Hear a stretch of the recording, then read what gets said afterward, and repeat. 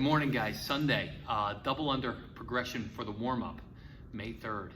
Okay, this double under progression is something you could pull out and look at over and over again, especially if you're wanting to get better at double unders or you want to learn how to do double unders. It's a good practice. It's only going to take you a few minutes, good warm-up, and if you do it, daily or 3 times a week, you're bound to get better.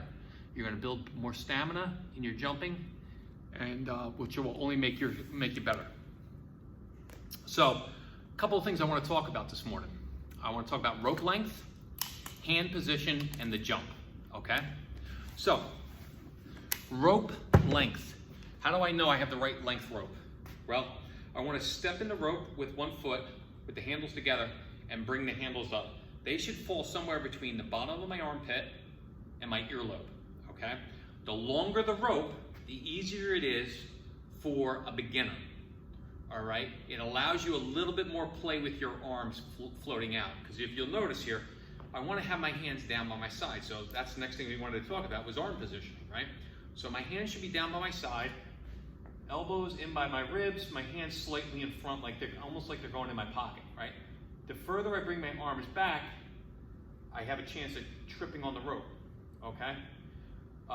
So if my hands start to float out to the side, it makes the rope shorter, all right? And that's the biggest fault I'll see with people learning to do double unders. Their hands start getting way out here, and they keep tripping because they can't jump high enough.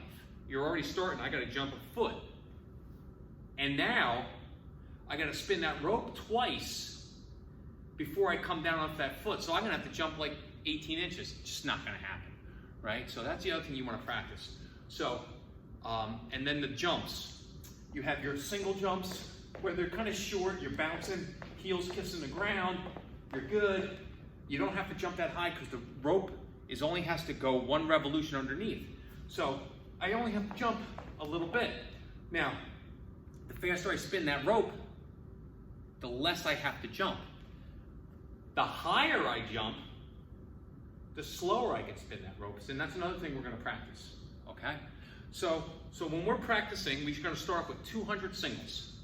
And early on, you may break that up into sets of 25 until you build up volume, all the way to eventually, I want you to be able to do 200 singles without stopping. Well, why? Well, if I wanna be able to do 50 double unders in a row, I have to be able to jump 50 times first, all right? So singles are a little bit easier, and it helps build up that stamina in my shoulders, my wrists, and my legs. So we're gonna do 200 singles, and as I'm doing them, I wanna make sure my hand position stays low, elbows to the side. As my hands come up wide like that, see, look, I tripped, and I'm just doing singles. So that's a key here. Keep my hands down low, and as my hands come up, I trip. All right, so as you're practicing the 200 singles, really pay attention to that arm position, okay? Once you're done with the 200 singles, you're gonna do single jumps into a power jump. So what that is gonna be is your normal single jump. You can do 3 of those into a power jump.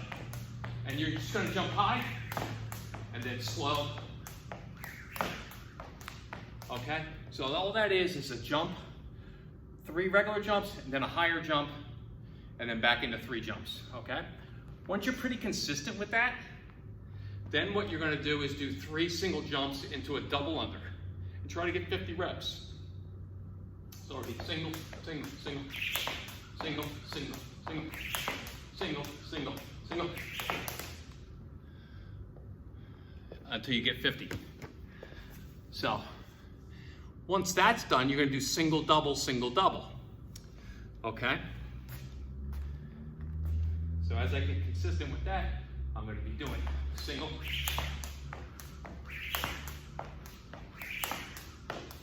single, double. And what that's doing for you, it's teaching you how to control the rope and control the speed of the rope, okay? Because you have to learn to feel the rope and know where its position is to know, hey, do I have to spin it faster? Do I have to jump higher? Do I have to spin it slower? Okay? And then eventually you're gonna get up to your double unders. And double unders is about building confidence, right? So we wanna make sure our confidence, if you could do one double under, just do one double under until you can do it consistently. And then once you can do one double under consistently, move to two. And let's just say you do two double unders and you stop. And you stop before you trip, okay? Because again, it's confidence, right? If you always double under until you trip up, you failed. So have that number. 2 becomes 3. Build consistency with doing 3 in a row, then 4 in a row. Don't get trapped into, oh, I have to do 50 in a row. Do 1 in a row first, then 2 in a row, then 5 in a row, then 12 in a row. Once you build that confidence and consistency, move up, okay? So that is the double under progressions for today. You can use that to warm up. Then we're gonna go into the workout. The workout, your choice on this beautiful Sunday morning is going to be either a 5K run, a 15K bike ride, or a 6,250 meter row. So if you have a rower at home, you can row, bring it outside into the sun and row. You can get on your bicycle or your assault bike or whatever, 15K row, bike rather, and then a 5K run. One of those 3 you can do today on Sunday. All right, let's have fun with the double unders. Let's practice those jumps. Let's practice those power jumps and practice controlling the speed of the rope.